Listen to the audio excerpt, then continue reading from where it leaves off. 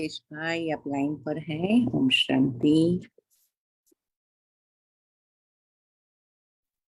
ओम शांति। Welcome. Thank you. ओम शांति ब्रदर, वेलकम। ओम शांति सभी को। ओम शांति भाई, थैंक यू। ओम शांति ब्रदर, वेलकम। ओम शांति। Good evening everyone. ओम शांति, गुड इवनिंग ब्रदर। ओम शांति।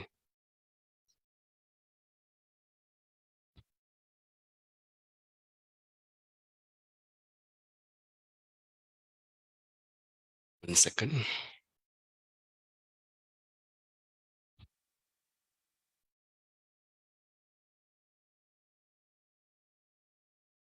Okay. So can you see the slides? हाँ जी। Okay. Thank you. So हम 1 मिनट साइलेंस में रहकर फिर हम सेशन की शुरुआत इमीडिएटली करते हैं। Just 1 minute silence.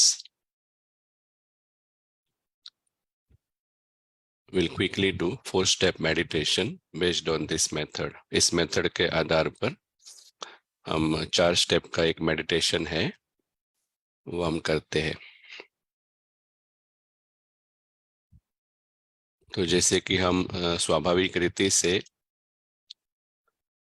देह के भान में होते हैं, नाम के भान में होते हैं, तो फर्स्ट स्टेप है देह के भान में से आत्मा के भान में आना। तो यहाँ पर हम मैं शब्द का उपयोग जितना कम हो सके उतना करेंगे, सिर्फ उसके लिए कि ईगो जो है वो मैं और मेरेपन के साथ जुड़ा हुआ है। तो जैसे ही मैं आता है तो चांसेस बढ़ जाते हैं देह का भान एक्टिवेट होने का। इसलिए हम जितना हो सके बिना मैं के अनुभव करेंगे आत्मा का। तो फर्स्ट स्टेप में हम भ्रुकुटी के बीच में आत्मा को अनुभव करते हैं। एक पॉइंट ऑफ लाइट है, चमकता सितारा, जो एक ऊर्जा है, चैतन्य ऊर्जा है, शक्ति है,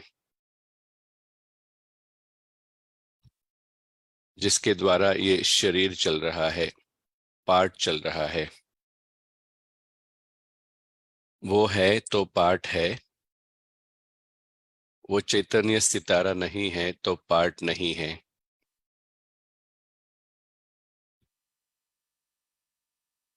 फर्स्ट स्टेप में हम सिर्फ आत्मा का प्रकृति के बीच में अनुभव करते हैं, और जब तक अनुभव ना हो तब तक हम फर्स्ट स्टेप में रहेंगे जब हम अभ्यास करते हैं।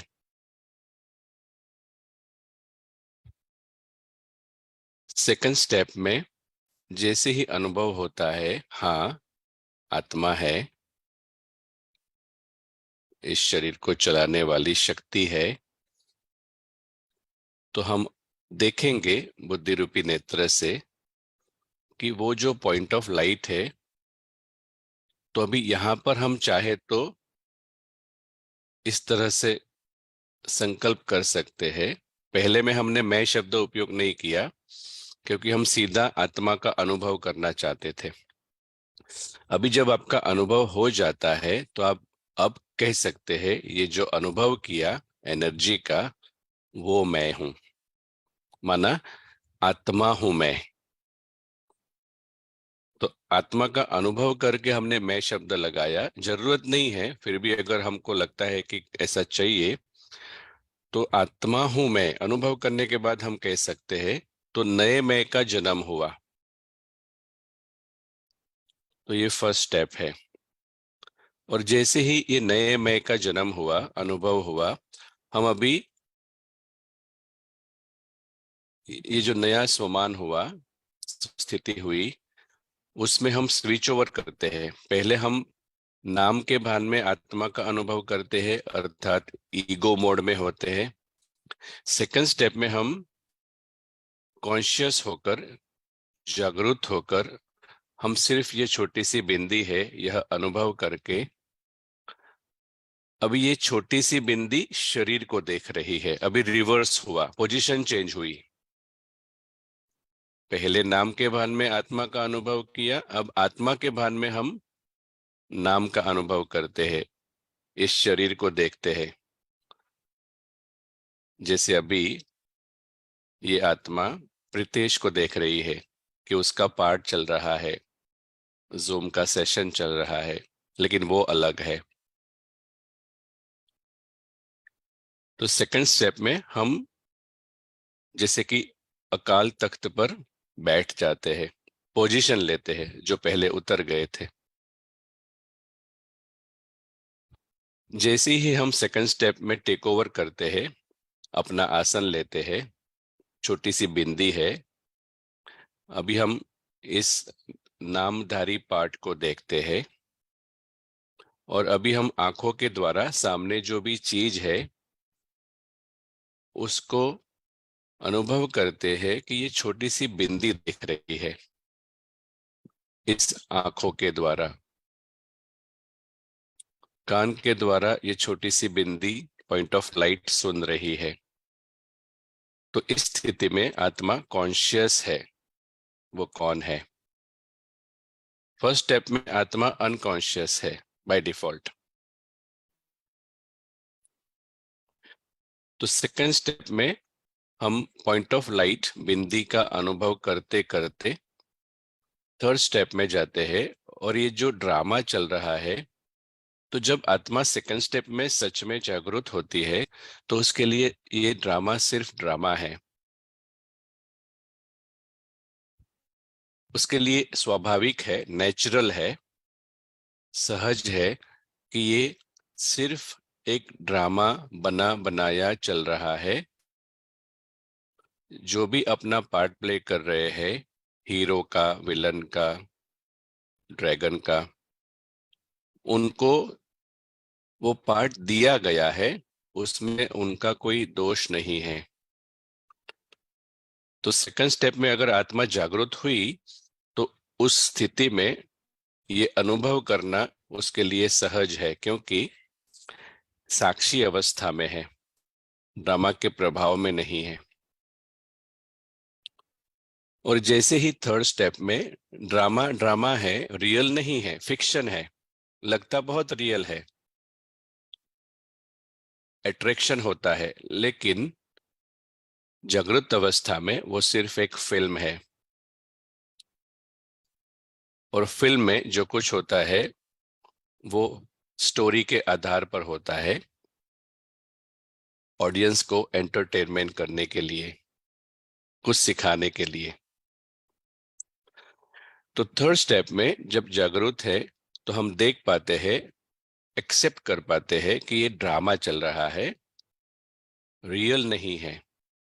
और इसकी वजह से देहभान के जो संकल्प है ड्रामा के आधार पर होते हैं, वो स्वाभाविक रीति से बिना युद्ध किए बंद हो जाते हैं। और जैसे ही हम फुल स्टॉप लगा पाते हैं ड्रामा के संकल्पों को, हम फोर्थ स्टेप में चाहते हैं कि ये ड्रामा मेरा घर नहीं है। इस छोटी सी बिंदी का आत्माओं का घर परम धाम है। तो हम एक सेकंड में बुद्धि रूपी नेत्र से स्काई बियॉन्ड स्काई, परम धाम में चले जाते हैं और हम इस दुनिया का अनुभव करते हैं। वो इटर्नल वर्ल्ड है। इटर्नल वर्ल्ड सदा के लिए है, परमानेंट है। आत्मा भी इटर्नल है। तो जैसे कि राशि मैच होती है और वहां हम कह सकते हैं वो मेरा घर है, क्योंकि वो परमानेंट है। जो चीज परमानेंट है उसको मेरा कह सकते हैं। नीचे जो ड्रामा है वो परमानेंट नहीं है, पार्ट परमानेंट नहीं है, इसलिए यहां पर कुछ भी मेरा नहीं है। तो परमधाम में हम इस इटर्निटी का अनुभव करते हैं, इमॉर्टलिटी का अनुभव करते हैं कि आत्मा है ही इमॉर्टल। मैं शब्द की जरूरत नहीं है, हम सिर्फ आत्मा का अनुभव करते हैं, आत्मिक स्थिति में जाना है। तो इमॉर्टल अर्थात आत्मा को, आत्मा के घर को, आत्मा के पेरेंट्स को कोई भी नुकसान नहीं हो सकता। वो बिल्कुल सिक्योर्ड है।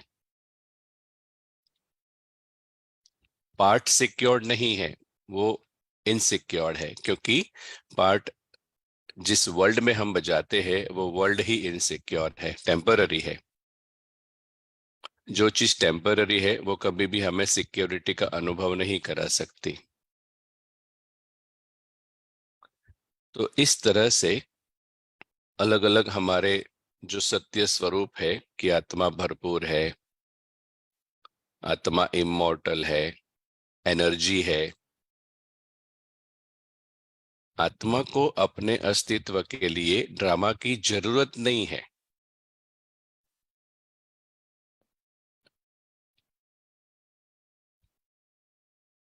वो एक्स्ट्रा गिफ्ट है, प्लेग्राउंड है प्ले करने के लिए।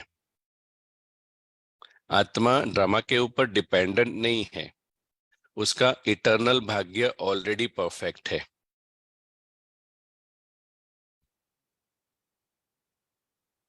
कल्प कल्प हम ही आत्माएं वही का वही पार्ट बजाते आए हैं। वही दर्शाता है कि हमें आज तक कुछ नहीं हुआ है। अगर आत्मा को कुछ हो जाता तो दूसरा चक्र कैसे चलता। तो यही सत्य है, यही सुंदरता है अपने स्वरूप की। और सच में हर आत्मा इस तरह से बेफिक्र बादशाह है, क्योंकि इटर्नल है ना। इसका कोई अंत नहीं है, शुरुआत ही नहीं है, अंत भी नहीं है। इमॉर्टल है, विनाश नहीं होता, इसलिए वो बेफिक्र बादशाह है। तो इस अनुभव के साथ हम वापस अपने शरीर में पार्ट प्ले करने आते हैं। इसको हम कहेंगे हायर कॉन्शियसनेस, ऊंची स्मृति में रहकर पार्ट बजाना, मुक्त होकर पार्ट बजाना और जीवन में मुक्ति का अनुभव करना। ओम शांति। तो वेलकम वंस अगेन सभी को। तो कल का थोड़ा जो बाकी रहा नेक्स्ट 10 मिनट्स में हम पूरा करेंगे। और जैसे कि कल बताया था, अगर कोई प्रश्न है तो हम एक एक्स्ट्रा सेशन रखेंगे सिर्फ क्वेश्चन और आंसर का, क्योंकि कुछ एक चीजें नहीं थी, हो सकता है कुछ एक प्रश्न और भी है। तो ऐसा अभी प्लान किया है, पॉसिबल हो इफ अप्रोप्रिएट तो हम क्वेश्चन आंसर्स का सेशन रखेंगे, ताकि उसमें सिर्फ क्वेश्चन ले पाए। तो हम कल बात कर रहे थे ईगो को कैसे बाईपास करना है। तो हमने जो पारस का डिस्कशन किया था कि पारस बुद्धि का जितना हो सके ज्यादा उपयोग करना है। तो पारस बुद्धि हमेशा बड़ा मैप देख के अपनी यात्रा करेगी। बड़ा मैप माना उसको दोनों दुनिया याद रहेगी। और पत्थर बुद्धि जो है उसको सिर्फ ग्रॉस वर्ल्ड ही याद रहता है। तो वो जब इस दुनिया में यात्रा करती है तो उसे वो मेहमान है वो याद नहीं रहता, उसे लगता है यही परमानेंट दुनिया है। तो अभी आगे जो बाकी था वो ये है कि कैसे छोटी छोटी ज्ञान की पॉइंट्स के द्वारा हम समझे कि माया क्या करती है। माया क्या है बाद में हम देखेंगे कभी चांस मिलेगा तो। वो रावण की असिस्टेंट है, ऑफिस में असिस्टेंट है। वो रावण को मदद करती है कि हम श्रीमत को फॉलो न करें, माना भगवान जो कहता है वो न करे। कहीं ना कहीं वो ऐसी युक्ति लगाती है। तो सॉरी, सबसे पहले है माया क्या कहेगी बाद में करना। फॉर एग्जाम्पल, मान लो कि आपको ये जो सीखा कॉन्शियसनेस के बारे में, आपको लगा हाँ ये अच्छा है, करना है, तो माया कहेगी एक काम करो ना, अच्छा तो है लेकिन 1 जून से करना, अभी बहुत टाइम है, अभी और थोड़ा आपको काम है ना, वो पहले खत्म कर दो, फिर 1 जून से आपको इम्प्लीमेंट करना। और बाबा क्या कहता है, नाउ और नेवर। फिर माया कहती है आप कमजोर हो। कल शायद डिस्कस किया था ना, हाथी पानी में कमजोर होता है। तो हम रावण राज्य में है, तो माया हमें कहती है तुम कमजोर हो, और बाबा कहता है तुम मेरे साथ रहो, तुम शक्ति हो।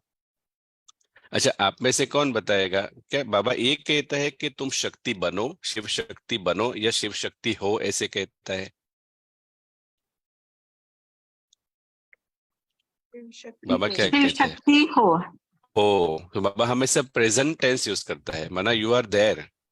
क्यों? यस, क्योंकि इटर्नल इटर्नल है ना, so already we are there. लेकिन हमारे आसपास ये जो रावण की एनर्जी है, बॉडी कॉन्शियसनेस की, उसकी वजह से हमें कमजोरी फील लगती है, एम्प्टीनेस लगती है। तो माया कहती है तुम कमजोर हो, बाबा कहते हैं तुम शिव शक्ति हो। माया कहती है कि खालीपन है अंदर, एम्प्टीनेस, इसलिए आपको प्यार चाहिए। सामने वाला आपको प्यार करना चाहिए क्योंकि आप अंदर से तो खाली हो ना। और बाबा कहते हैं तुम हो ही प्रेम स्वरूप, तुम्हें किसी के प्यार की जरूरत नहीं, तुम प्यार दे सकते हो। फिर माया कहेगी रावण को, मतलब ये सारी जो पॉइंट्स है ना, वो ईगो को अलग अलग रीति से रिड्यूस करने के लिए है, उसकी वैल्यू को। माया कहती है कि रावण को दूर करना तो बहुत मुश्किल है, कितने साल हो गया फिर भी अभी तो गुस्सा थोड़ा थोड़ा आ जाता है, इतने सारी प्रॉब्लम, तो डिफिकल्ट है, लाइफस्टाइल चेंज करना डिफिकल्ट है। और बाबा कहते हैं ये सहज राजयोग है। और आप सभी को ये सारी जो स्लाइड्स है, पिछले वाली तो भेजी थी, लेकिन गूगल ड्राइव में सभी मटेरियल जो है, जो इम्पोर्टेंट समरी है, जैसे ये स्लाइड है, सब कुछ आपको दिया जाएगा एक गूगल ड्राइव लिंक पर, सब कुछ, ताकि आपको हेल्प हो जाए। तो फिर माया कहती है ये बड़ा प्रोसेस है, कितना लंबा प्रोसेस है, इतना सारा रोज करना, मुरली पढ़ना, योग करना, पूरा दिन में याद भी रखना, बहुत लंबा प्रोसेस है, तो छोड़ो, कर नहीं पाएंगे। और बाबा कहते हैं 1 सेकंड, 1 सेकंड में जीवन मुक्ति। कैसे? हाँ? तो अगर आपको याद है जॉन एलिफेंट का एग्जाम्पल, मेन प्रॉब्लम है जिस दिन से एलिफेंट समझ के जॉन ने कर्म किया, उस दिन से वो जैसे कि बॉडी कॉन्शियस हुआ। तो एक संकल्प सिर्फ किया कि मैं हाथी नहीं हूं, जॉन हूं, अर्थात मैं शरीर नहीं आत्मा हूं। अगर ये अनुभव 1 सेकंड में किया, तो हम जो हाथी की एनर्जी है, पार्ट की एनर्जी है, उससे 1 सेकंड में मुक्त हो जाते हैं। इसलिए 1 second, even actually less than 1 second, क्योंकि संकल्प करना ज्यादा टाइम नहीं लगता, लेकिन अनुभव वाला संकल्प, इसलिए 1 सेकंड। तो इन रियलिटी 1 सेकंड, ऐसा नहीं कि बाबा सिर्फ ऐसे ही कहता है। आप ट्राई करके देखना, जैसे ही आपका नाम का भान आप छोड़ देते हैं, तो नाम के साथ जैसे किसी का शरीर छूट जाता है, तो उसके लिए सब दुनिया जीरो हो जाती है ना। ऐसे ही हम अगर नाम के भान से 1 सेकंड में मुक्त हो जाते हैं, तब जाके आत्मिक स्थिति में तुरंत आ जाते हैं, और फिर हम सिक्योर फील करते हैं। क्योंकि सारा का सारा डर है, सारा की सारी नेगेटिव इमोशंस है, जो हमने ऑलरेडी देखा, वो है पार्ट के भान की वजह से। माया कहती है बिजी हो, तुम बहुत बिजी हो, टाइम कहाँ है? तो किसके साथ बिजी रखती है? रावण के साथ, माना देह और देह की दुनिया के साथ वो बिजी रखती है। और बाबा कहते हैं देह देह देह की दुनिया को बोलो और मेरे साथ रहो, माना मन मुझे दे दो, मन मना भव। तो ये ट्रिक्स है। फिर माया बहानेबाजी करती है और प्रॉब्लम के बारे में ज्यादा सोचती है। तो ये एग्जाम्पल ले रहे हैं, हमें कैसे पता चलेगा हमारे अंदर ईगो एक्टिव है? अगर हम कभी कभी व्यर्थ कुछ प्रॉब्लम है और उसके बारे में बहुत चिंतन कर रहे हैं, तो वो जो मैं है ना, मतलब उस समय हम यही कहते हैं ना, मुझे ऐसा लग रहा है, मुझे अच्छा नहीं लग रहा है, मुझे बहुत व्यर्थ विचार आते हैं, वो जो मैं है ना, वो ईगो वाला मैं है, क्योंकि वो प्रॉब्लम के बारे में उसको सोचना अच्छा लगता है। और बाबा कहते हैं ठीक है, प्रॉब्लम है, सॉल्यूशन का सोचो। और actually to be very frank, बताइए, हाँ, बाबा क्या कहता है, ये कलयुग पूरा प्रॉब्लम का वर्ल्ड है, वर्ल्ड ही प्रॉब्लम का है, तो सॉल्यूशन क्या है? सो एक्चुअली सॉल्यूशन ये है कि अगर आप सच में सोल कॉन्शियस है, तो ये सिर्फ ड्रामा चल रहा है। वास्तव में जब हम उसको प्रॉब्लम देखते हैं, दैट इंडिकेट्स कि वो बॉडी कॉन्शियसनेस है। हाँ? क्योंकि बाबा इस ड्रामा को कैसे देखता है, सिर्फ ड्रामा चल रहा है, उसमें कुछ सीरियस होने की जरूरत नहीं, मतलब क्योंकि उस आप सोचो ना, मान लो कि भूकंप हुआ, तो अगर सच में भगवान के लिए वो प्रॉब्लम है, तो वो एक्शन लेता ना, सब बंद कर देता। तो उसके लिए वो प्रॉब्लम नहीं है, उसके लिए भूकंप माना एक स्क्रिप्ट है, नई दुनिया लाने की एक स्क्रिप्ट है। तो वास्तव में कहीं पर सुना था कि एक्चुअली हम जब सही स्मृति में होते हैं ना, तो कोई प्रॉब्लम है ही नहीं, क्योंकि सारा का सारा ड्रामा प्री डिस्टाइंड हम देख रहे हैं, हमारा भी पार्ट है, उनका भी पार्ट है, जो भी। तो ये बहुत ही हायर कॉन्शियसनेस है, उसमें आने में समय लगता है, क्योंकि हम जन्मों से इसी कॉन्शियसनेस में रहेंगे कि यहाँ पर कुछ प्रॉब्लम है। तो सिर्फ शेयर किया कि हमारा लक्ष्य यह है कि सच में एक प्रॉब्लम ही नहीं है। फिर माया डाउट्स क्रिएट करती है, और बाबा हमें ज्ञान के द्वारा स्पष्टता देते हैं। माया भावना के ऊपर डिपेंडेंट है, माना फेथ विदाउट प्रूफ। और बाबा कहते हैं निश्चय, कन्विक्शन, अनुभव के आधार पर निश्चय।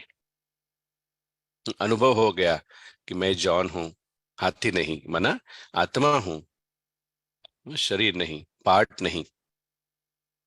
तो हमको जो मदद मिली है ये समझने के बाद, जब जब मुरली में शरीर शब्द आता है ना, तो आप उसको पार्ट रिप्लेस करो, तो और ज्यादा समझ में आएगा कि बाबा क्या कह रहा है।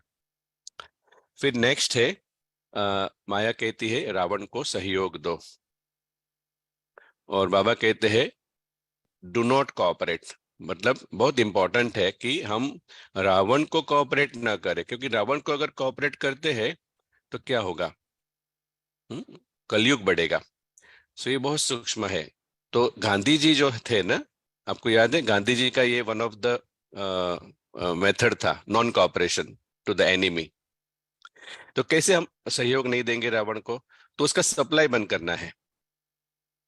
हाँ, ये इंपॉर्टेंट है। कोई भी दुश्मन होता है ना, उसको अगर भगाना है तो उसका सप्लाई बंद करना है। एग्जाम्पल, मान लो कि छोटे बच्चे चॉकलेट ज्यादा खाते हैं, आपको बंद कराना है, तो क्या करेंगे बताइए? लेकर नहीं देंगे, रोज नहीं, हाँ जी, बाय नहीं घर में ही लाना बंद कर देंगे। एग्जैक्टली, सप्लाई बंद करना है। हम्म, सो सप्लाई बंद करेंगे तो एक्चुअली अभी प्रॉब्लम होगी। क्या प्रॉब्लम होगी? आपने चॉकलेट लाना बंद किया, बच्चे क्या करेंगे? जिद करेंगे। मांगेंगे, 2-4 दिन होंगे तंग, पे अपने आप मांगेंगे, सेट हो जाएंगे। मांगेंगे, फिर वो जैसे कि रोएंगे थोड़े बहुत 2-3 दिन। चिल्लाएंगे, रोएंगे, आवाज करेंगे, शाउट करेंगे। तो सेम यहाँ पर होता है। जब हम देह बांध से बाहर आने का प्रयत्न करते हैं, उसका सप्लाई बंद करते हैं, तो रावण चिल्लाएगा, बहुत रेजिस्टेंस करेगा। हमारे अंदर का भी रावण, हाँ, और हमारे फैमिली में भी, क्योंकि हर एक तो बॉडी कॉन्शियस है ना। तो जैसे ही हम रावण का सप्लाई बंद करते हैं, हाँ, जैसे बाबा की सब धारणाएं हैं हम फॉलो करते हैं, तो एक्चुअली इनडायरेक्टली वो क्या है, रावण का सप्लाई बंद किया। एग्जाम्पल, बाहर का नहीं खाया, तो रावण का सप्लाई बंद किया, तो अंदर का जो रावण है ना, उसे तो वही चाहिए। तो वो बहुत चिल्लाएगा, मतलब टेबल पे आवाज करेगा, बहुत, मतलब जैसे ऐसा। लेकिन क्या होगा, 3-4 दिन में सप्लाई ही बंद हो गया, तो वो जो रावण की अंदर की जो इंटेंसिटी है वो श्रिंक होगी। और आप देखेंगे थोड़े समय में, ऑप्शन ही नहीं है ना, सप्लाई नहीं है तो दुश्मन काम कैसे करेगा? ठीक है, ऐसे भी हमारी कोई आदत है, बदलना है, सप्लाई शुड बी स्टॉप्ड। बाबा कहते हैं कि आप लोगों को फिल्म नहीं देखनी चाहिए। मतलब क्या? तमो प्रधानता जो है, तो सप्लाई बंद कर दिया ना, सिंपल सिंपल किया बाबा ने। बुरा ना देखो, सप्लाई बंद किया, दैट्स इट। और रावण की आदत है वही देखने की, बुरा ना सोचो, सप्लाई बंद किया। ठीक है। माया कहती है बाबा को भूल जाओ, मुझे याद करो। कहती नहीं है ऐसे अनुभव। और बाबा कहते हैं रावण को भूल जाओ, माना ये पूरी पुरानी दुनिया रावण राज्य है, डिस्कनेक्ट, और फिर मुझे याद करो। माया क्या करेगी, ड्रामा को रियल लगाएगी, मतलब ये रियल है। कैसे आप कह सकते हो, किसी ने हमें जैसे कुछ कहा तो रियल नहीं है, कैसे कह सकते हो, रियल ही है ना। मुझे तो बोला एक्चुअली उन्होंने, तो मैं जो है ना पार्ट वाला मैं एक्टिव रहता है। तो माया मना स्टोरी को रियल मानेगी और छोटी छोटी चीजों को बड़ा बनाएगी, राई का पर्वत कर देगी।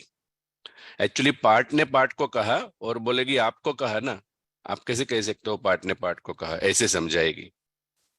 रियल है ना, इतना गुस्सा मेरे पर किया। और बाबा कहते हैं वो तो उनका पार्ट है, हर एक का पार्ट है। तो बाबा क्या कहते हैं, ये प्रीडिस्टाइंड ड्रामा है।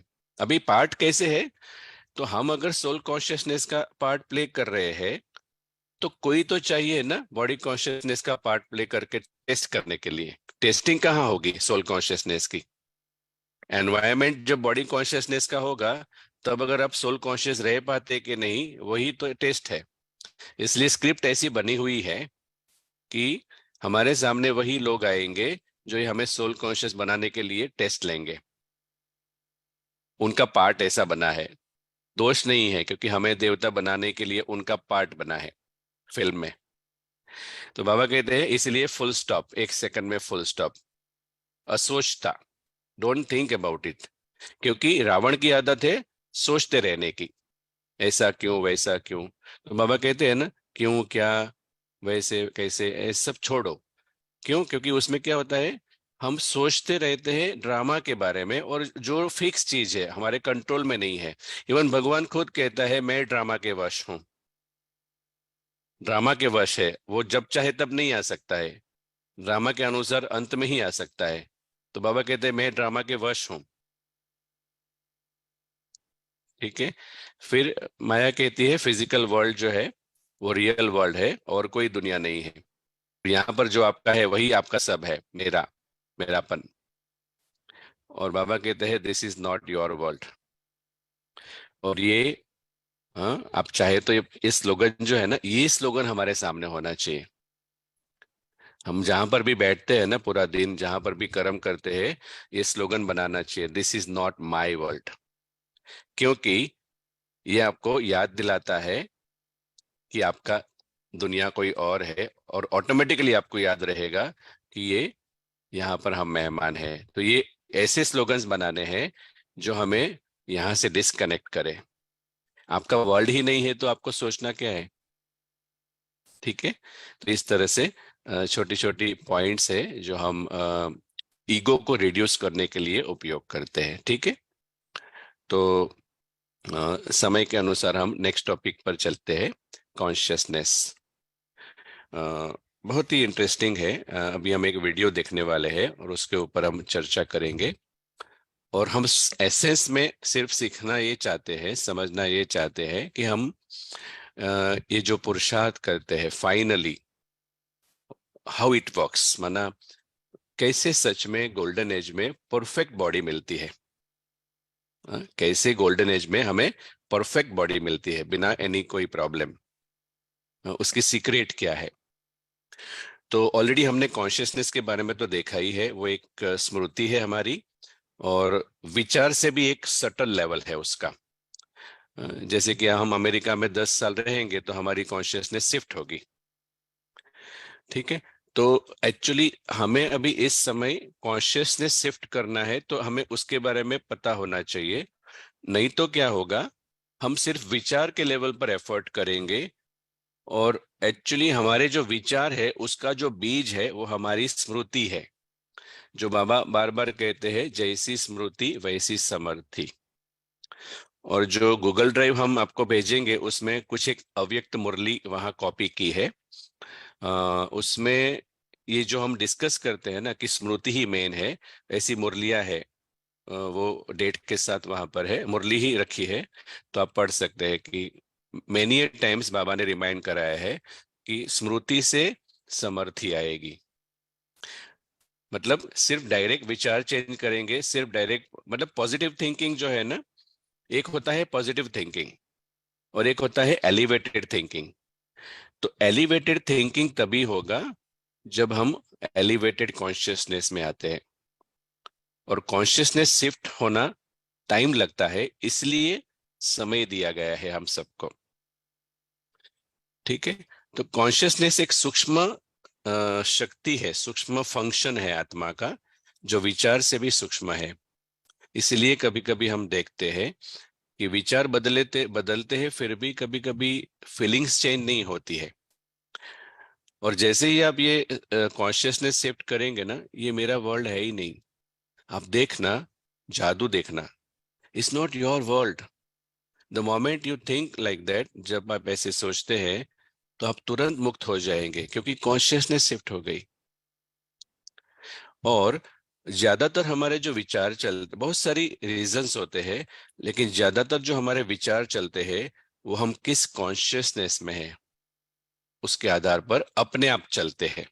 इसलिए कभी कभी हम विचारों को बंद नहीं कर पाते हैं। तो हमें इसलिए कभी कभी बाबा ये शब्द भी उपयोग करते हैं, स्मृति का स्विच ऑन करो। सुना है ना, स्मृति का स्विच ऑन करो। मतलब हमें अभ्यास ऐसे करना है कि स्मृति बनी रहे कि हम सच में कौन है, कहाँ से आए हैं। तो आइंस्टाइन ने इसके बारे में कहा कि no problem can be solved from the same level of consciousness that created it. Hindi में कोई भी प्रकार का जो प्रॉब्लम है, विघ्न है, हम उसी चेतना के लेवल से सॉल्व नहीं कर सकते। और इसमें हमारे बहुत आंसर है। हमें प्रश्न होता है ना कि इतने समय से ये किया, फिर भी अभी ऐसा क्यों हो रहा है, फिर भी अभी गलत फीलिंग्स क्यों आ रही है? क्योंकि it's not easy to shift consciousness. मतलब अगर हम देह भान में कुछ कार्मिक अकाउंट क्रिएट किए हैं, तो वो देह भान में सॉल्व नहीं हो सकते। हम जब सोल कॉन्शियस में आएंगे तब हमें पता चलेगा, अच्छा ये गलत स्मृति की वजह से हुआ था, अभी वो ड्रामा अनुसार हो गया, इसलिए हम गिल्टी फीलिंग नहीं करेंगे और हम उससे डिटैच हो जाएंगे। मतलब एक्चुअली ये बहुत सूक्ष्म है, जो हमको लगा पिछले 2 साल में कि कॉन्शियसनेस शिफ्ट नहीं होती है तो क्या होता है, हम रावण राज्य में रहकर रावण को भगाने का ट्राई करते हैं। वो पॉसिबल नहीं है ना, उसी का राज्य चल रहा है तो वो कैसे जाएगा, वो तो राजा है। इसलिए बाबा हमें यहाँ से सीधा बाहर निकलने को कहते हैं, 1 सेकंड में डिस्कनेक्ट फ्रॉम ओल्ड वर्ल्ड। मतलब जब तक आप ऊपर की ऊंची स्थिति में नहीं रहेंगे तब तक आपको वो पर्सपेक्टिव नहीं बनेगा, आपका दृष्टिकोण ऐसा नहीं बनेगा, वृत्ति ऐसी नहीं बनेगी। तो ये बहुत पावरफुल लाइन है कि सूक्ष्म में कोई भी प्रॉब्लम जिस भान में आपने क्रिएट किया है उस भान में सॉल्व नहीं हो सकता। इसलिए पूरा का पूरा जो हमारा पुरुषार्थ है वो है स्मृति परिवर्तन। ओके, तो ये सारा उसका है। लास्ट में एक्चुअली स्मृति परिवर्तन से ही हमारा दृष्टिकोण, हमारे विचार, हमारी समझ और हम कैसे चीजों को एनालाइज करते हैं वो सारा चेंज होता है।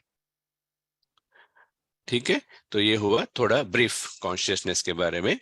अभी हम 4 मिनट का एक वीडियो देखने वाले हैं, जिसमें एक ऑथर है इयान स्टीवनसन। आप गूगल पे सर्च करेंगे तो उसके बहुत वीडियो मिलेंगे।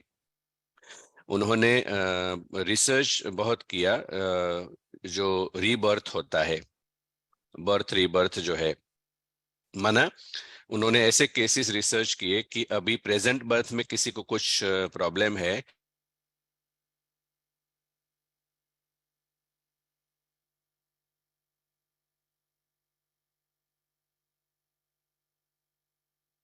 और मतलब जो आत्माओं के साथ उन्होंने बताया उनका खुद का नहीं है, तो उसकी कुछ एक झलक, उनका वीडियो इंग्लिश में होता है लेकिन उसमें वॉइस ओवर किया है हिंदी में।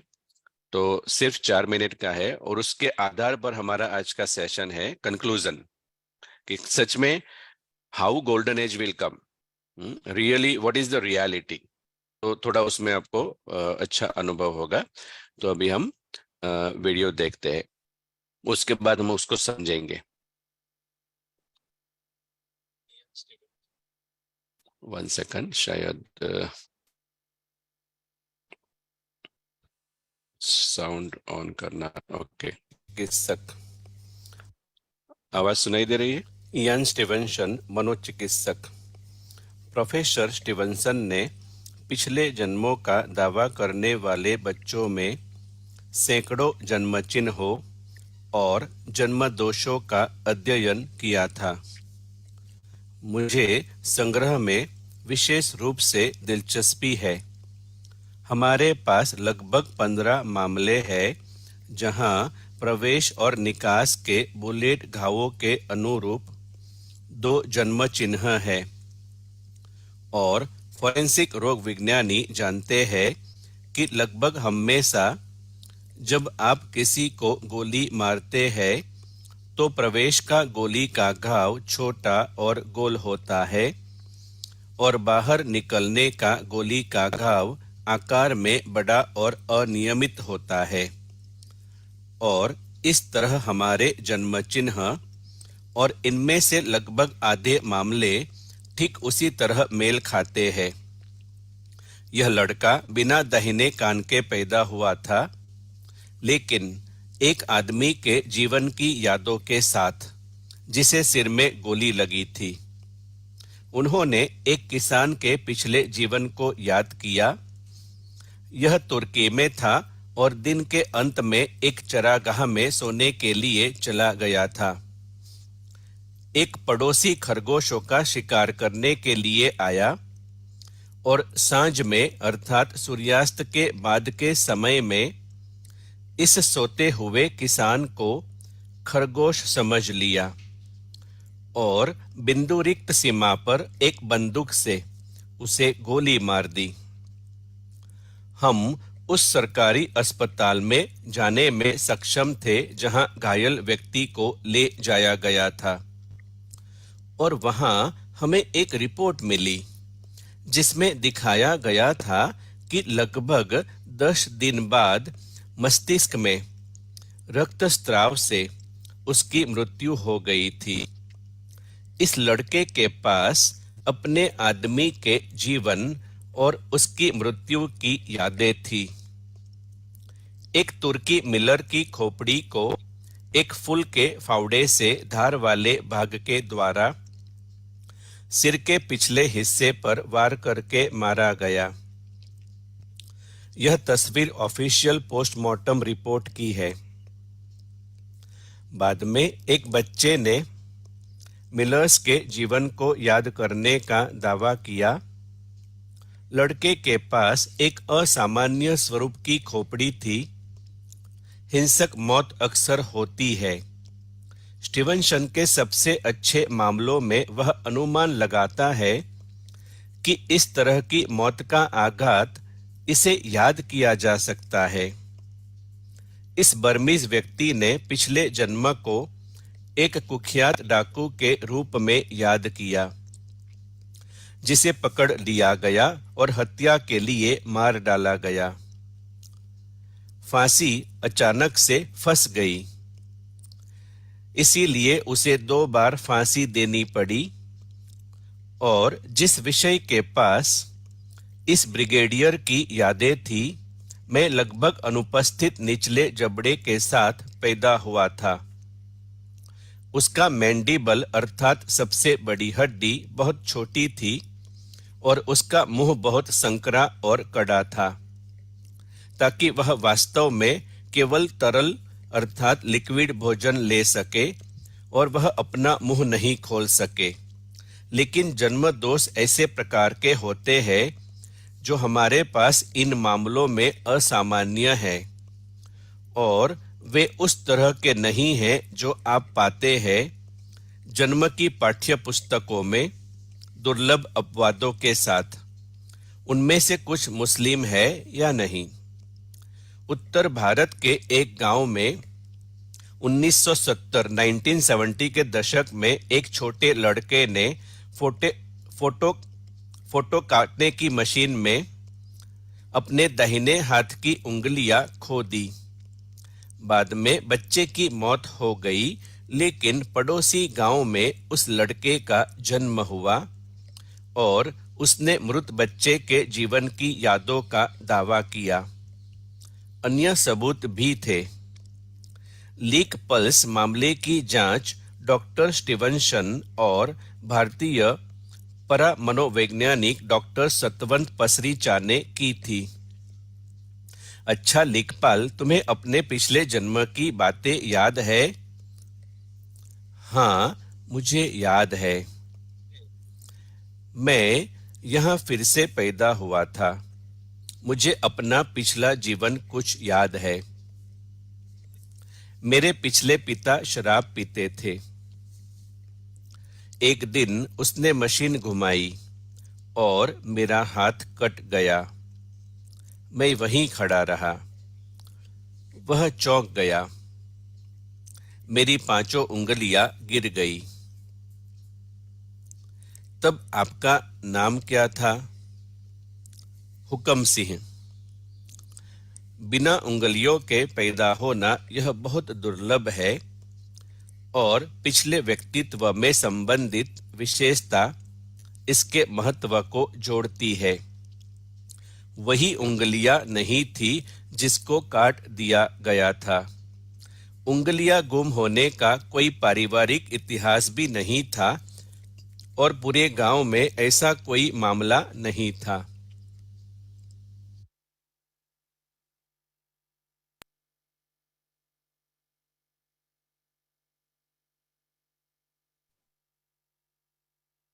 जस्ट चेक करना था, आपको स्लाइड दिख रही है ना? हाँ जी ब्रदर। ओके। तो अभी जो वीडियो हमने देखा उसको हम थोड़ा समझेंगे कि क्या हुआ। आपको पता तो चला ही होगा, और वो हिंदी में था, तो हम गूगल ड्राइव पे उसका ओरिजिनल वीडियो की लिंक और जो वीडियो है वो वहाँ रखेंगे, तो आप बाद में भी देख सकते हैं। पूरा वीडियो तो 45 मिनट्स का है। अगर आप चाहे तो रीबर्थ के जो केसेस है वो दिखाते हैं उसमें। गूगल पे सर्च करेंगे तो भी मिलेगा, इयान स्टीवनसन ऑन रीबर्थ ऐसे करके। अभी उसमें दिखाया ना कि एक व्यक्ति था, उसका कान ऐसा था, तो मतलब उनको याद था पास्ट बर्थ के बारे में, और पास्ट बर्थ में कुछ हुआ था जिसकी वजह से उनका ये ईयर डेवलप नहीं हुआ था। और हम मेन ये एग्जाम्पल समझना चाहते हैं कि जो लास्ट में देखा कि एक बच्चा था, उसकी 5 उंगलियां लेफ्ट हैंड में नहीं थी, और जैसे कि देखा उसको याद था पिछले जन्म में उसकी उंगलियां कट हो गई थी। तो इससे हमें क्या समझ में आता है? कौन बताएगा क्यों ऐसा हुआ? इसके बारे में बाबा एक लाइन भी यूज करते हैं, बताइए सोच के ऐसा क्यों हुआ कि। पंचमती सोगति। Exactly, very good. So point है जो हमें अच्छी तरह से समझनी है। मतलब ऐसे बात यह है कि कितना भी हमने कुछ किया, लेकिन लास्ट में कुछ भी हो सकता है। हमारी स्मृति कैसे ही परिवर्तन हो जाएगी। जैसे सचिन भाई एक बार शेयर कर रहे थे, हॉस्पिटल में एक बीके बहन आई थी, मतलब लास्ट स्टेज में थे, कुछ प्रॉब्लम थी, तो लास्ट में उसको कुछ बोला कि मुझे कुछ एक खिलाओ। तो सचिन भाई ने बाद में सबके साथ शेयर किया कि इतना पावर है हमारी कॉन्शियसनेस का। आपको लगेगा कि सब कुछ ठीक है, और लेकिन उसको जैसे अंत आया तो उसको फिर भी अभी उसको वो वहां बुद्धि जा रही है कि मुझे ये खिलाओ। क्यों? तो मतलब अभी सोचो, सूक्ष्म में क्या हुआ? सूक्ष्म में कॉन्शियसनेस शिफ्ट नहीं हुई थी, और फिर क्या होगा? ऐसे ऐसे अगर संकल्प है तो हम उस तरह से हमारा नेक्स्ट बर्थ डेवलप होता है। इसलिए कहा जाता है अंत मते सो गति। और ये सीक्रेट है कैसे अचानक से गोल्डन एज शिफ्ट होगा। हाँ? कैसे अचानक से सबको परफेक्ट बॉडी मिलेगी? तो अभी शायद आपको ध्यान में आ रहा होगा कि परफेक्ट बॉडी का आधार क्या है? Last consciousness, right? लास्ट में आपकी कॉन्शियसनेस कहां पर थी? तो अगर लास्ट में हमारी कॉन्शियसनेस में प्रॉब्लम है, लास्ट में हमारी कॉन्शियसनेस में कुछ कॉन्फ्लिक्ट्स है, लास्ट में हमारी कॉन्शियसनेस में खालीपन है, तो that way the next birth will be there. और अब सोचो, गोल्डन एज तो सब कुछ परफेक्ट है। अभी आप रिवर्स सोचो कि अगर यहां पर उंगली पिछले जन्म में नहीं थी और इस जन्म में भी नहीं थी, इस तरह से बॉडी बनी, और उस बच्चे को तो लास्ट में इंप्रेशंस होगी ना। तो अभी next diagram, sorry, diagram change हो रहा है ना। यहाँ पर अभी एक डायग्राम है जिसमें स्टार आ रहा है। तो आप इस डायग्राम में वो सीक्रेट हम समझेंगे। तो इसमें आप देखो, ये व्यक्ति है, ओके, जिसका उंगली कट हुआ पिछले जन्म में। प्रैक्टिकल में क्या हुआ? उसी सेकंड एक इंप्रेशन मेमोरी में क्रिएट हुआ कि मेरे दाहिने हाथ, मेरे राइट हैंड की उंगलियां, जो भी राइट हैंड की उंगलियां चली गई, मतलब पावरफुल एक इंप्रेशन हुआ। तो आत्मा जो है वो फिंगर्स का जो लॉस हुआ ना, इंपॉर्टेंट पॉइंट है, उसकी इंप्रेशन क्या बनी? इंप्रेशन ये बनी कि आई लॉस्ट माई फिंगर, मतलब कुछ लॉस हुआ, लॉस का एक्सपीरियंस था। तो जैसे ही उसका वो एक्सपीरियंस था, नेक्स्ट बर्थ लिया उस आत्मा ने, तो इंप्रेशन तो वही थी ना, लॉस्ट फिंगर्स। तो जब उसका बॉडी डेवलप होता है तो उस इंप्रेशंस के आधार पर होता है। मतलब जैसी हमारी इंप्रेशंस है वैसा हमारा बॉडी बनता है। और इसीलिए कलयुग में आप देखो, बच्चों का जन्म होता है, वैरायटी होता है, परफेक्ट नहीं होता है, कभी इम्परफेक्ट, कुछ कभी हाथ की प्रॉब्लम, कभी अपाहिज होते हैं। तो एक्चुअली सारा जो खेल है ना, वो कौन सी कॉन्शियसनेस में है, कौन सी इंप्रेशंस है।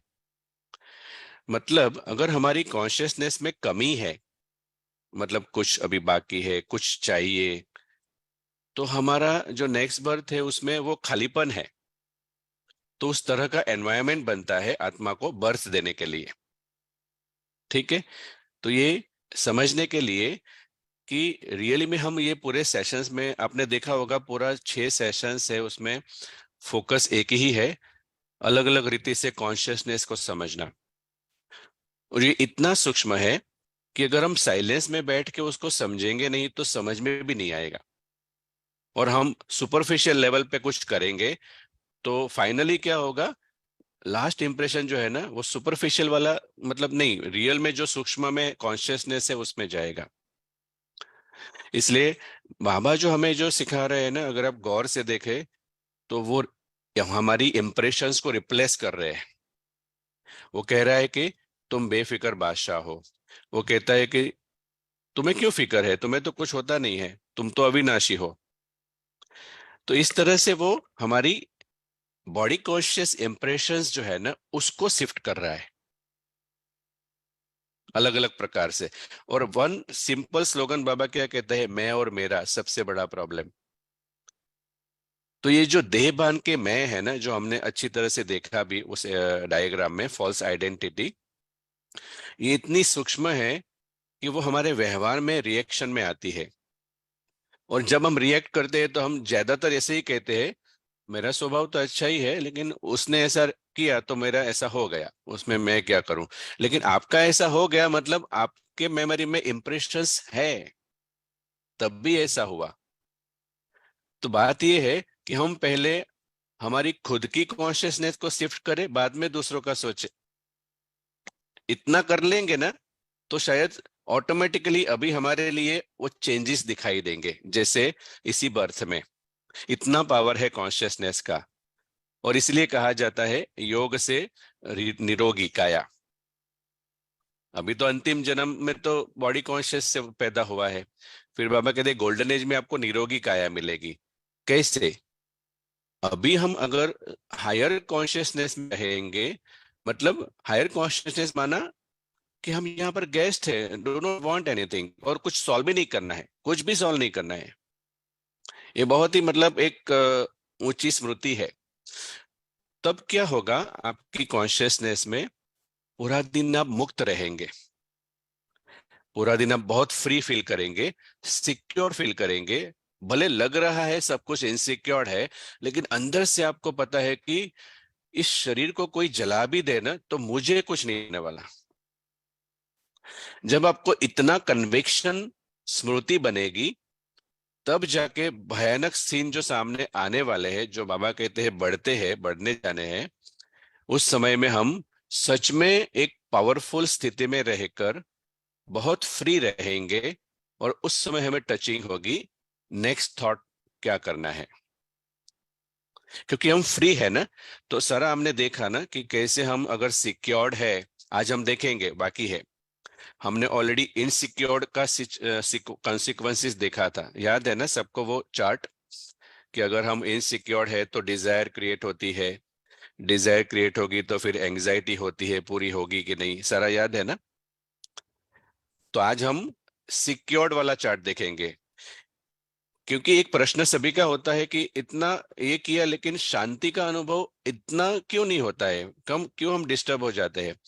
क्योंकि मेन प्रॉब्लम है कि हम अंदर से कहीं ना कहीं ईगो एक्टिव है, तो इनसिक्योर्ड है।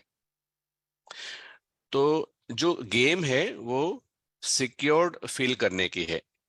इसलिए आप ऑब्जर्व करना, मुरली में बाबा कहीं ना कहीं, आज की ही मुरली में एक्चुअली ये पॉइंट है धारणा में, अंत मते सो गति होगी।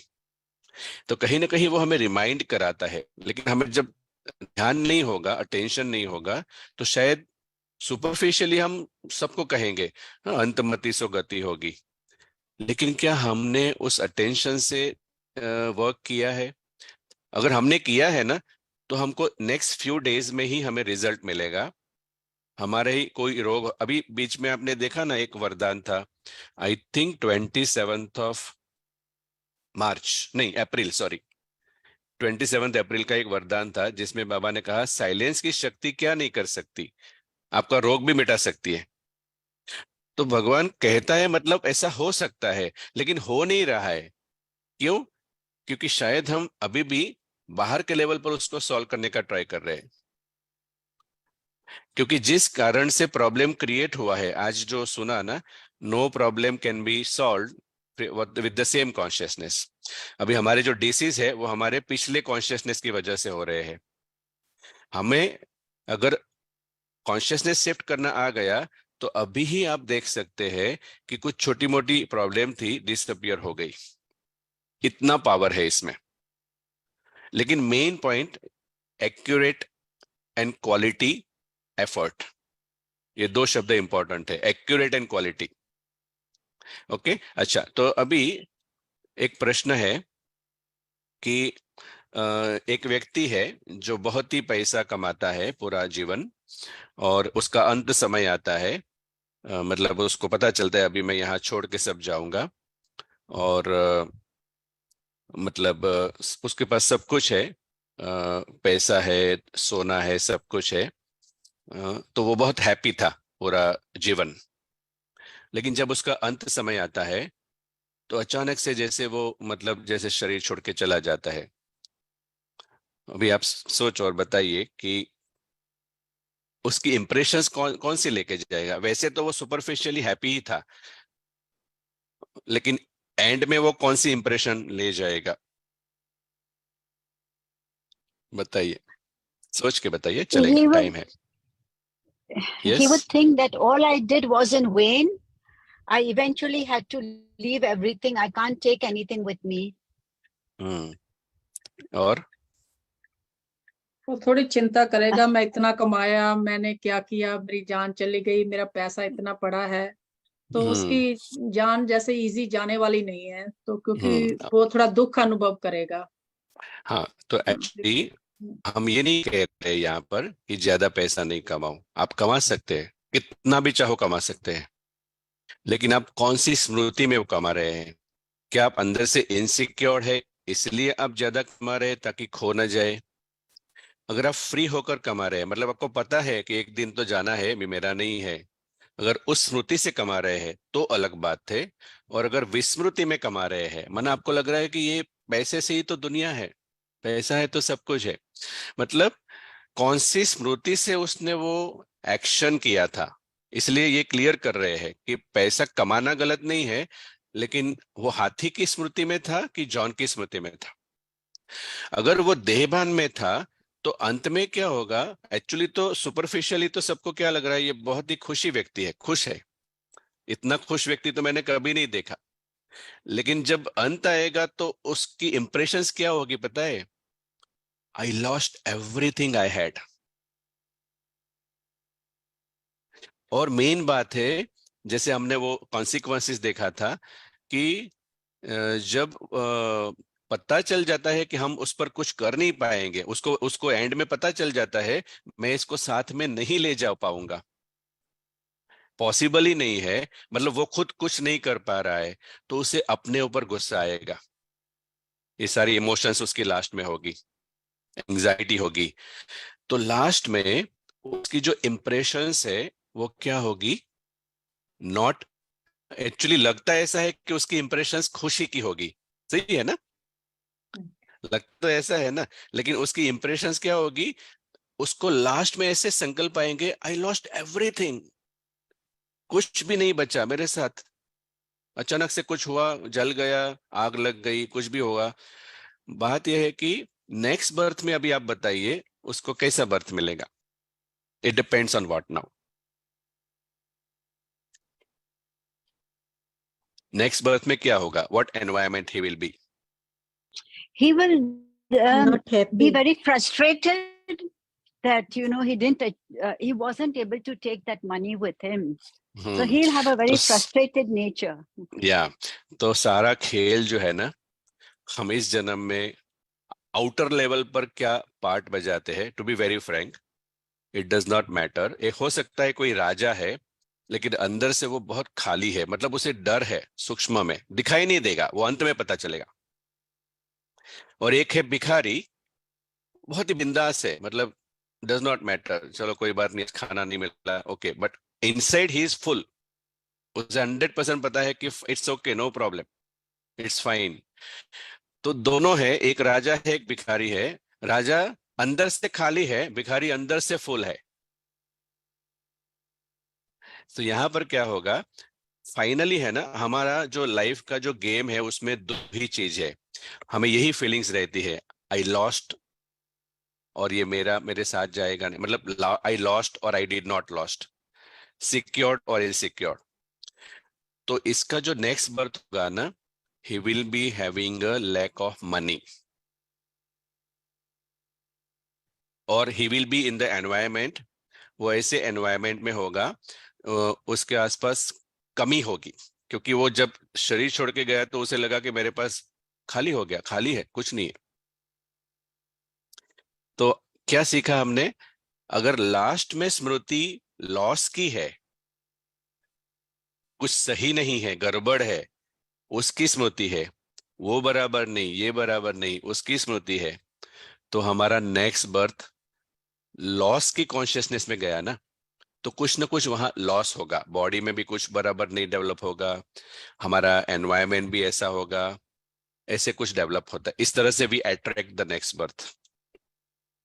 ठीक है, तो ये हुआ एग्जाम्पल। अभी तो उसकी जो इंप्रेशंस है ना, वो हैप्पीनेस की नहीं थी, एक्चुअली लग रहा था वो हैप्पी था। ठीक है, तो बात ये है कि finally we should not depend, माना हमें ड्रामा के आधार पर कोई भी प्रकार का सुख, ड्रामा के आधार कुछ भी है वो हमें इन्फ्लुएंस नहीं करना चाहिए, क्योंकि ड्रामा है ना वो बहुत ही एक अट्रैक्टिव खिलौना है। तो हम एक्चुअली इंडिपेंडेंट, इस एक्चुअली बहुत ही वंडरफुल है एक्चुअली, सूक्ष्म में जैसे ही आप डिटैच होते हैं ना तो आप परफेक्ट है, आपको कुछ करने की जरूरत नहीं। और जब आप अटैच्ड है ना तो बहुत सारे जैसे मेहनत लगेगी, क्योंकि आप क्या कर रहे हो पता है, हम क्या कर रहे हैं, कुछ एक्चुअली इटर्नल सोल है। इटर्नल माना उसको कुछ नहीं होता है, और अगर हम रॉन्ग कॉन्शियसनेस में है तो हम उसी इटर्नल सोल को कुछ बनाने का प्रयत्न कर रहे हैं।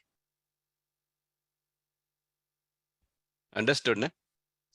तो बात यह है कि इसलिए बाबा हमें प्रेजेंट टेंस में ही कहते हैं, आप ऐसे हो, आप संपूर्ण स्वरूप में हो। बाबा आपका संपूर्ण स्वरूप देखता है तो देखता है ना।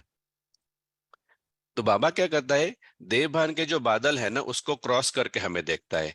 हमें भी यही करना है खुद के लिए पहले।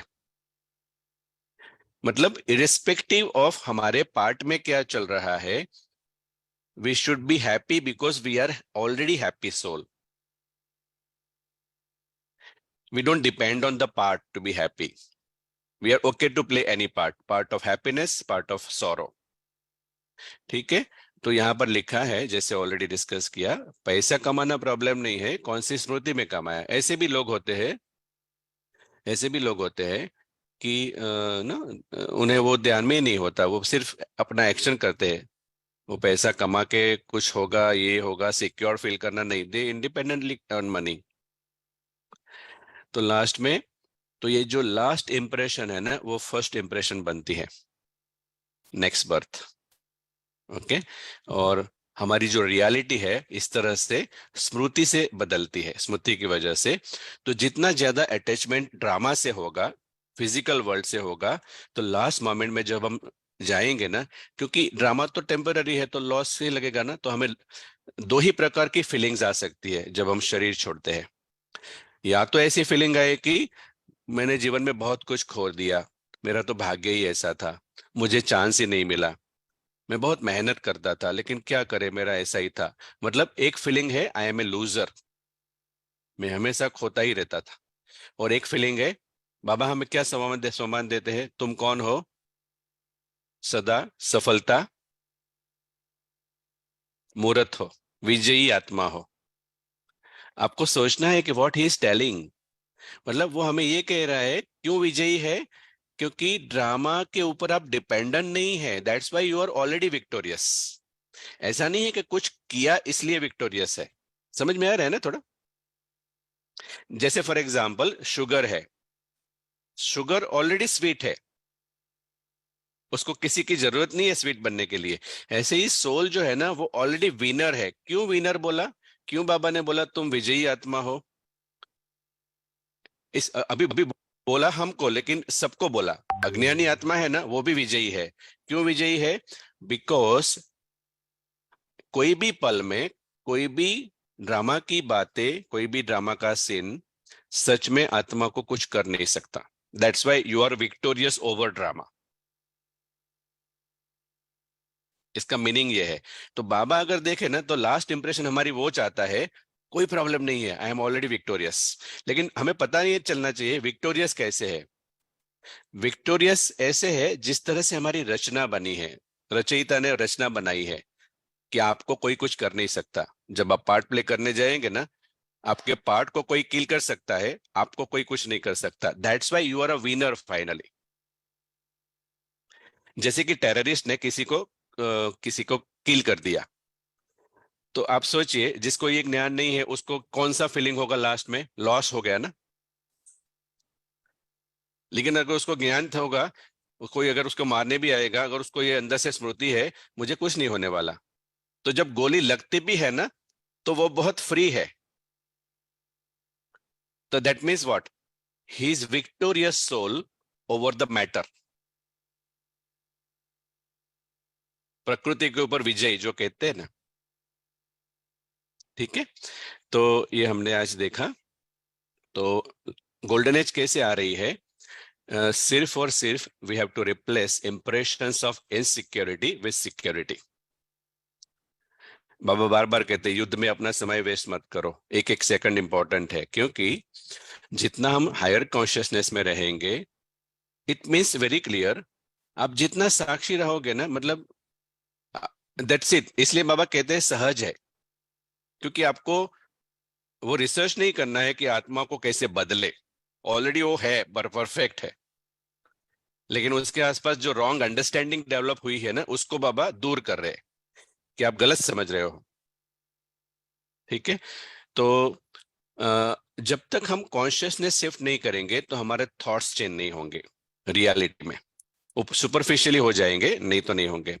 इसलिए यहाँ पर लिखा है, अगर हमारे, इसलिए आप देखो बाबा क्या कहते हैं, मन मना भव, मना मेरे साथ, मन सुंदर रहेगा, मन सिक्योर रहेगा। तो अगर हमारा अंदर की दुनिया सिक्योर्ड है तो हम बाहर की दुनिया सिक्योर्ड अट्रैक्ट करते हैं। इसको कहते हैं law of attraction. As the consciousness so the outer world. तो अगर हम प्रॉपरली एफर्ट करेंगे ना, गारंटी, वो जो हमने अनुभव किया लास्ट 2 साल में, वैसे तो 15 साल हुआ, लेकिन लास्ट 2 साल में ये मेथड सीखने के बाद जो अनुभव किया, ऑटोमेटिकली पार्ट शिफ्ट हो रहा है। मैंने आपको बताया था कि सैक्रामेंटो से कनेक्शन कैसे हुआ, सैन फ्रांसिस्को अनुभूति सेंटर से पहले कनेक्शन कैसे हुआ, अभी भी नहीं पता है। अंडरस्टूड ना? क्योंकि जानता ही नहीं था कि सैक्रामेंटो है क्या।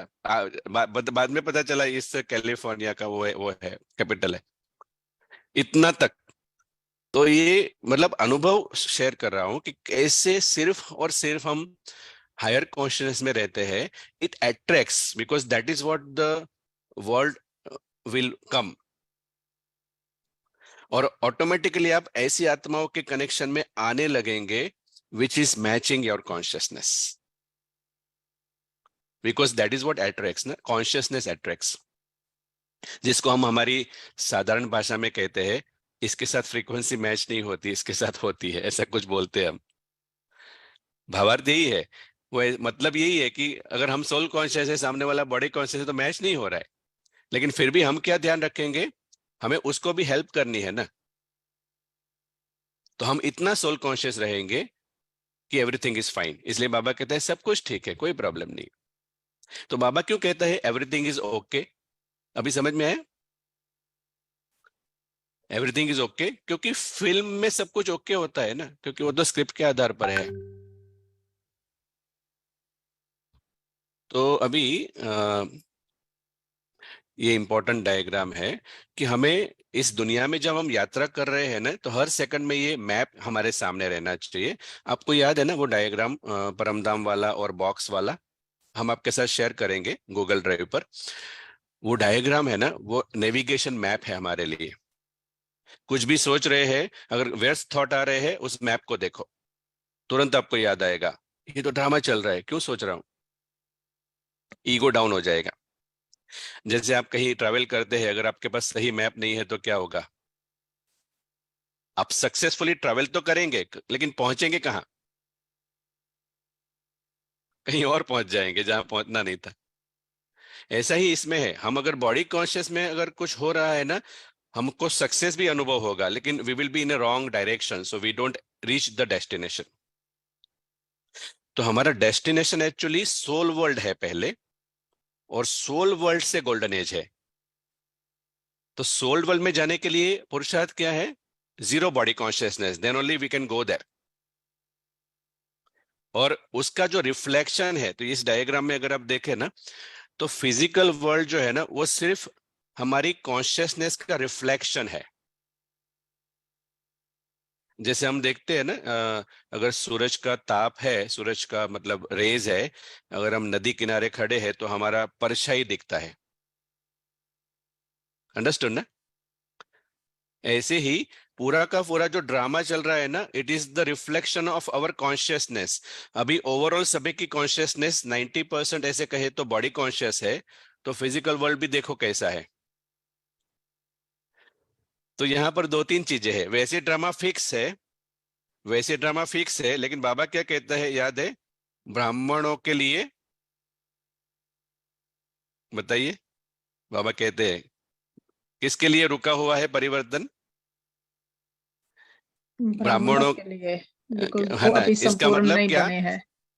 तो एक्चुअली सीक्रेट क्या है? वैसे फिक्स है, लेकिन एक्चुअली जैसे ही अप्रोक्सीमेटली 16,108 की हायर कॉन्शियसनेस हो जाएगी, ऐसे हम समझते हैं, वैसे तो 9 लाख, लेकिन ये कुछ एक टिपिंग पॉइंट बोला जाता है। टिपिंग पॉइंट, शिवानी में इसको टिपिंग पॉइंट बोलते हैं। अगर 16,108 सोल्स एकदम हायर कॉन्शियसनेस में आएंगे तो वर्ल्ड शिफ्ट होने लगेगा। घटनाएं ऐसी बनने लगेगी। तो वैसे तो फिक्स है, लेकिन actually depends on consciousness, you understand ना। तो कभी कभी आपका प्रश्न था ना रीनू बहन स्क्रिप्ट के बारे में, तो वैसे स्क्रिप्ट फिक्स है, लेकिन बड़ी सीक्रेट ये है कि पावर ऑफ कॉन्शियसनेस। तो ये इसलिए बाबा हमारे ऊपर छोड़ते हैं, आपके ऊपर है। आप जितना जल्दी परफेक्ट हो जाओ, तो परफेक्ट हो जाओ माना जितना जल्दी आप सच को समझ लो, परफेक्ट स्थिति समझ लो। तो सहज इसलिए है कि ऑलरेडी हम वो है, हमें सिर्फ स्मृति में लाना है, इसलिए सहज है। ठीक है, तो ये मैप याद रखना है जब हम नेविगेट करते हैं। व्यर्थ संकल्प चलता है तो समझ लेना है ईगो एक्टिव है। वापस इस डायग्राम को याद करो, ये मेरा वर्ड ही नहीं है, एक्चुअली मैंने अभी किया नहीं लेकिन करने वाला हूँ। ये this is not my world, ये स्लोगन जहां भी हम काम करते हैं सामने बड़ा रखना है, उसका उसमें सब जवाब है। कुछ भी आपको लगता है ना ऐसा क्यों किया, बट मेरा वर्ल्ड ही नहीं है तो मुझे क्यों सोचना है, वो तो मेरा वर्ल्ड ही है ही नहीं। जैसे कल शायद एग्जाम्पल है नेबर, और ये ड्रामा जो चल रहा है ना, जैसे नेबरिंग कंट्री है, बाबा कहते हैं ना परदेश है, हमारा घर ऊपर है और ये नेबरिंग है, नेबर के वहां कुछ होता है तो हमें चिंता नहीं होती है, राइट। हम उल्टा एडवाइस करते हैं कि हो जाएगा, आप चिंता मत करो, हेल्प करते हैं। ठीक है, तो अभी लास्ट में टू कंक्लूड समय के अनुसार हम प्रैक्टिस सेशंस वगैरह डिस्कस देखेंगे, अगर अप्रोप्रिएट होगा तो थोड़े समय के बाद एक और सेशंस करेंगे जिससे हम कंक्लूड करेंगे, क्योंकि हम इतना तो कवर नहीं कर पाए, लेकिन इसलिए हमने गूगल ड्राइव पे सम प्रैक्टिस के लिए भी मेडिटेशन के थॉट्स वगैरह जो है कुछ एक बुक्स है वो सब रखा है।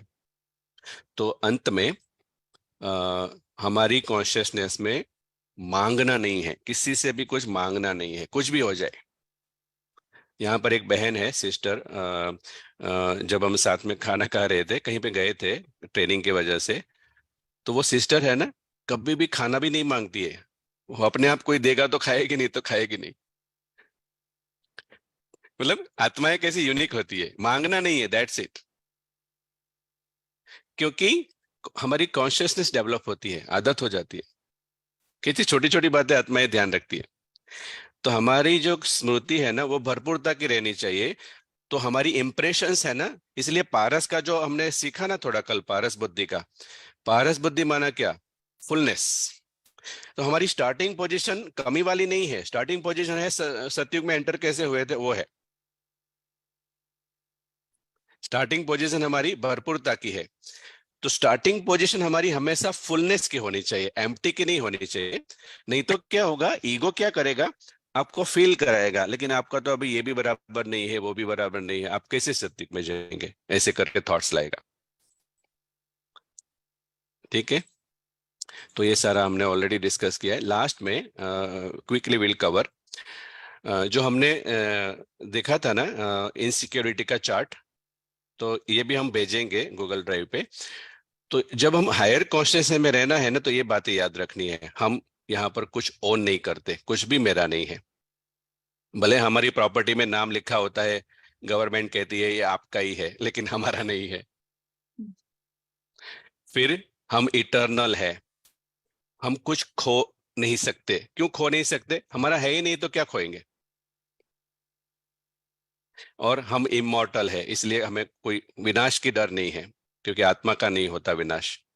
और ये सारी ऊपर की चार चीजें है ना, उसका अनुभव करने से ही हम सिक्योर फील करते हैं। माना कोई भी व्यक्ति, कोई भी चीज हमें नुकसान नहीं कर सकती, क्योंकि मैं सदा के लिए एग्जिस्ट करता हूं, इटर्नल प्रिंस हूं। तो एक्चुअली गोल्डन एज में प्रिंस का जो टाइटल है ना, वो तभी मिलेगा जब अभी हम अनुभव करते हैं हम इटर्नल प्रिंस है, सिर्फ गोल्डन एज के प्रिंस नहीं है। बाबा के बच्चे हैं, भगवान के बच्चे, माना इटर्नल, इटर्नल पिता है तो इटर्नल प्रिंस है। तो जब हम सिक्योर्ड फील करते हैं, सिक्योर्ड फील करते हैं, तभी संतुष्टता की एक्टिवेट होती है, संतुष्टता एक्टिवेट होती है, क्योंकि आपको कुछ चाहिए नहीं, और क्योंकि आप संतुष्ट है, भरपूर है, ऑलरेडी भरपूर है, दैट्स व्हाई यू आर इच्छा मात्रम अविद्या। माना आपको ड्रामा के द्वारा कुछ नहीं चाहिए, you don't need anything from this drama including people and objects. You don't need it. Okay, you might go for vacation for change, but you don't need it. Something like that kind of impression. तो सच में अगर हम secured है तभी संतुष्टता activate होगी। और बाबा ने कहा है संतुष्टता जहां है वहां सर्वगुण है। सुना है कभी? तो संतुष्टता कब आएगी? जब आप सिक्योर फील करेंगे। और जब संतुष्टता है तभी तो डिजायर क्रिएट नहीं होगी ड्रामा में। और इसकी संतुष्टता की वजह से सच में इनर पीस का एक्सपीरियंस होगा, पीस एक्टिवेट होगी। और जब आप शांत है तभी आपको आनंद, सुख और प्यार का अनुभव होगा। रूहानी प्यार, रियल लव। ईगो का प्यार है ना, वो डिपेंडेंट है। कोई कुछ करेगा तो हम हैप्पी है, नहीं करेगा तो नहीं, ऐसे डिपेंडेंट प्यार है, सेल्फिश लव है। और जब हम संतुष्ट है तभी हमें कोई इच्छा नहीं है, इसलिए प्योर है। प्योरिटी माना जीरो डिजायर एक्चुअली। ठीक है, तो थोड़ा समय कम है इसलिए क्विक किया। आगे समय जैसे जैसे हम प्लान करेंगे तो हम मतलब डिटेल में, अभी 2-3 क्लास ऐसे है और भी करना है जो डिस्कस किया है दीदी से। तो जैसे ही आगे समय मिलेगा हम प्लान करेंगे। और लास्ट में हाँ एक चीज भूल गया, जस्ट 2 मिनट्स। तो इस तरह से तो लास्ट में शेयर करना था, जस्ट 2 मिनट मुझे दीजिए। ये जो सारा हमने सीखा उसकी सीक्रेट हम आपको बताने वाले थे। और ये सारा जो डिटेल्स है वो आपको गूगल ड्राइव पे रखेंगे, तो लिखने की जरूरत नहीं। तो 2 साल पहले गूगल पे सर्च किया था कि एक्यूरेट रिमेम्बरेंस क्या है। और हमारा कनेक्शन ब्रदर प्रशांत से हुआ था। वो कैम्ब्रिज सेंटर पे इंचार्ज है, मतलब सेंटर संभाल रहे हैं 40 साल से। वो खुद डॉक्टर है, ENT सर्जन है। और उनका रिसर्च ये था कि सच में what God is trying to do, कैसे कर रहा है, कैसे वो कर रहा है। तो ये जो प्रशांत भाई है वो संजीवनी रिट्रीट करके 7 दिन का कोर्स कराते हैं, 2-2 घंटे का सेशन होता है। इंग्लिश संजीवनी रिट्रीट्स के लिए ये नीचे की लिंक है, वहां पर डिटेल्स होती है। और ये जो रिट्रीट है वो नए और बीके दोनों के लिए यूजफुल होता है, जैसे हमें लाभ हुआ 2 साल पहले। और उसके आधार पर फिर जैसे थोड़ा मेथड ऑफ प्रैक्टिस थोड़ा चेंज हुआ, क्योंकि मैंपन का जो गड़बड़ था वो इसमें सॉल्व हुआ, तो लगा कि बेटर एक्सपीरियंस हुआ। तो ये एक आपके साथ शेयर करना था। तो ये ब्रदर प्रशांत है जिन्होंने एक बुक भी लिखी है, इन सर्च ऑफ ट्रूथ। सारा का सारा डिटेल गूगल ड्राइव पे रखा जाएगा, अमेजोन पे अवेलेबल है। हमने जो भी डिस्कस किया सभी कुछ लिखा हुआ डायग्राम के साथ इस बुक में है। और ये अमेजोन पे अवेलेबल है, तो गूगल ड्राइव में आप लिंक का एक डॉक्यूमेंट है उसमें देख लेना। और उन्होंने वर्ल्ड हेल्थ ऑर्गेनाइजेशन और ऐसे काफी जगह पे मतलब विजिट किया है, 80 देशों में विजिट किया है इस बातों पे चर्चा करने के लिए। और ये बुक अवेलेबल है, नाम है उनका डॉक्टर प्रशांत। इसलिए शेयर किया कि हमने जो सीखा वो यहाँ से सीखा, बाबा ने हमें इनके द्वारा उनको निमित्त बना के सिखाया। और एक है हिंदी संजीवनी रिट्रीट। तो हिंदी संजीवनी रिट्रीट अभी नेक्स्ट रिट्रीट जो है, मतलब आपने जो ये सीखा ना वो पूरा प्रशांत भाई खुद जो कराते हैं वो 12 जून से है। और इंडिया का 3:30 का टाइम है, तो आपका पता नहीं कौन सा होगा, 3 o'clock होगा आई थिंक, नॉट श्योर। और उसके लिए इस नंबर पर आप डिटेल्स रिक्वेस्ट कर सकते हैं। ओके, तो ये सारा डिटेल्स बाद में रख देते हैं गूगल ड्राइव पे। और लास्ट में ये गूगल ड्राइव का लिंक है जो हम भेज देंगे दीदी को। और लास्ट में ये हमारा ईमेल है और व्हाट्सएप नंबर है। इसलिए दिया है कि कभी कभी क्योंकि आत्मा के अंदर प्रश्न है, अगर वो सॉल्व होता है तो उसका स्टेज बढ़ता है, नेक्स्ट स्टेज में वो आती है। इसलिए कुछ भी क्लैरिफिकेशंस है तो आप पूछ सकते हैं। तो सभी का थैंक यू सो मच, जो हमें यहाँ पर अपॉर्चुनिटी मिली। दीदी का बहुत शुक्रिया। प्रयत्न किया लेकिन आज थोड़ा लेट हुआ, तो sorry for that. Thank you so much. Very good. Thank you so much. Thank you so much, brother, for your Thank you. valuable time, your beautiful Thank you. explanations. Thank you. Hansa. Thank you, Thank for Baba. inviting, brother. Thank you so much. Okay, आप सबके लिए good news है। शायद मैंने 1-2 दिन पहले बताया था कि ये जो डॉक्टर प्रशांत की बात हो रही है, वो डॉक्टर प्रशांत हमारे पास आ रहे हैं। जुलाई की डेट कुछ फिक्स हुई है, तो उस समय पर वो 2 दिन हमारे पास होंगे और एक फुल डे रिट्रीट कराएंगे, 4 सेशन, और संडे मॉर्निंग अमृत वेला और मेडिटेशन और मुरली भी कराएंगे, और फ्राइडे इवनिंग वो आ जाएंगे। I think Very nice. Right, या तो और जो संजीवनी रिट्रीट हुई है उसमें हमने मैसेज भेजा था, तो टाइम तो हमारे पास अर्ली मॉर्निंग 3 बजे का था ना, तो इसीलिए तो उन्होंने सारी यूट्यूब लिंक भेजी है, मैं आप सबको फॉरवर्ड कर दूंगी। तो वो भी उनको बेनिफिट मिल जाएगा जरूर। थैंक यू सो मच भाई, thank you so much. Thank you. Thank you, everyone. Thank you, Baba. Om Thank you, Shanti. brother. Thank you. Om Shanti. Thank you so much, thank you so much. Thank you. Thank you, brother. Baba Thank की you याद so में much. Thank बैठे you, Om Baba. Shanti. Thank you. Shraddha. हाँ, Thank you, brother. Om अभी Shanti. बाबा की याद में बैठे। Thank you, brother. Thank thank you you. Thank you, so Om much। Shanti. हाँ, thank you Thank you, so brother. much, Om guys. Shanti. Yes, Om Shanti. Thank you. Thank you so much, thank you so much. अभी हम सभी उषा दीदी आएंगे, तो हमारे पास 11 दिन है, तो हमें